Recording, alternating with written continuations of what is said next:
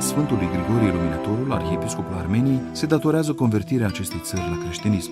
Tinerețea Sfântului Grigorie a fost una zbuciumată. Fiul lui Anac, un principe part, așadar din familie domnească, Grigorie va trece prin drama pierderii întregii familii, ucisă în urma unor intrigi politice.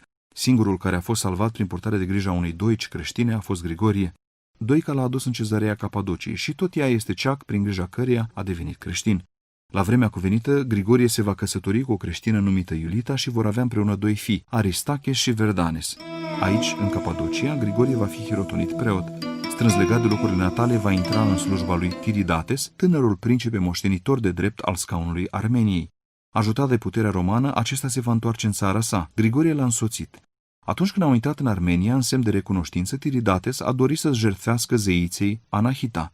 Grigorie nu a putut participa, fapt care l-a înfuriat pe conducător.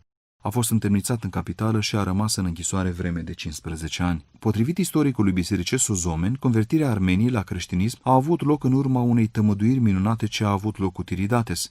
Această tămăduire este datorată rugăciunilor lui Grigorie. Atât de mult a fost impresionat regele încât a încetat persecutarea creștinilor. Tiridates a hotărât ca întreaga lui țară să devină creștină, de aceea l-a trimis pe Grigorie înapoi în Cezarea pentru a fi hirotonit episcop.